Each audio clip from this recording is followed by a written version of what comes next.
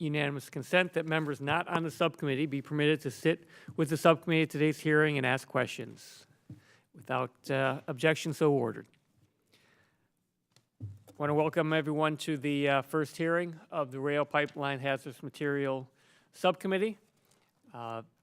It is an honor to be chairman of the committee. It's been 8 years since I've held the gavel of a subcommittee.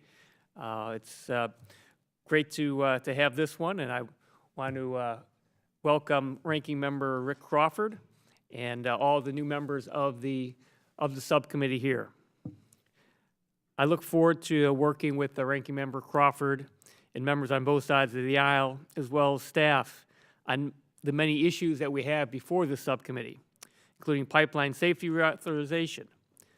We have a long tradition of bipartisanship, and I look forward to continuing that tradition here.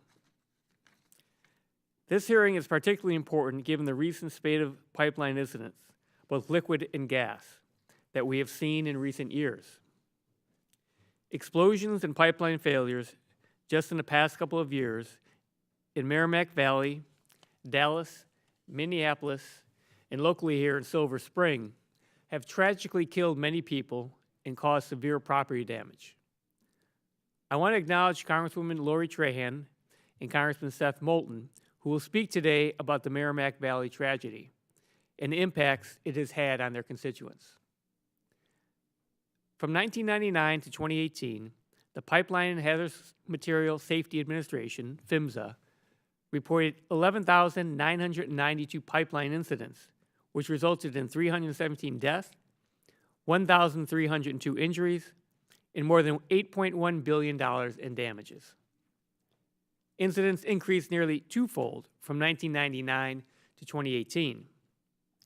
This shows that we still have much work to do to ensure the safety of our pipeline system, which must be our top priority. First and foremost, on the safety front, is the expeditious completion of outstanding rulemakings from the 2011 and 2016 pipeline safety reauthorizations.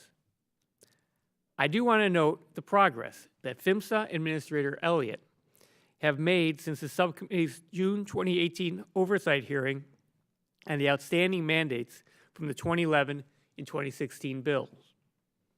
But it remains unacceptable that critical rules like the hazardous liquids rule, gas transmission line rule, and the valve and rupture detection rule have not been implemented. PHMSA's and USDOT's inaction continue to place lives at risk, and that is completely unacceptable. They must do a better job getting the regulations completed expeditiously. Given the delay in completing these important rulemakings, we need to examine PHMSA's rulemaking process to determine if there are obstacles to more swift promulgations of regulations, including the unique benefit cost analysis that PHMSA is required to undertake as part of any rulemaking.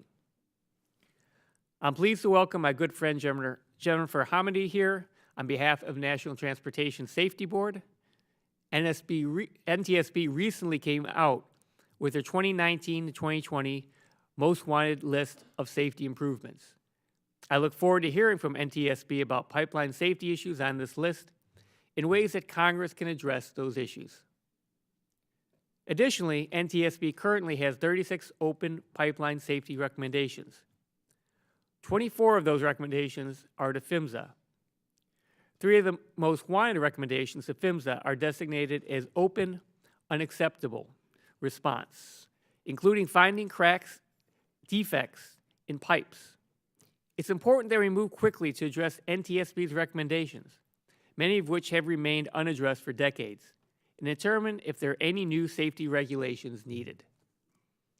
We also need to continue to assess the workforce capacity of PHMSA and ensure that PHMSA is properly staffed. This assessment should not only examine whether PHMSA adequately retains and has enough expertise and experience among pipeline inspector staff, but also whether PHMSA has enough technical and regulatory staff as well.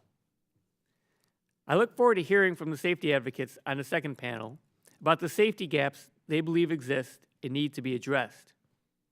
I also want to consider how industry can take proactive steps to work with communities and first responders to help prepare and train local emergency personnel in the case of emergencies. It is important to ensure that robust emergency management and information sharing plans and procedures are in place should something go wrong, like it did in my district in Romeoville, Illinois, when a pipeline spilled more than 6,427 barrels of oil in 2010. Finally, I have heard concerns that some of PHMSA's regulations are woefully outdated and inhibit industry innovation in new areas. Therefore, it is important to listen to industry stakeholders on some of the challenges they face. I look forward to considering reasonable requests about how we can modernize our regulations while holding bad actors accountable and not compromise safety. I look forward to hearing from our witnesses, and now I recognize the ranking member, Mr. Crawford, for an opening statement. Thank you, Chair.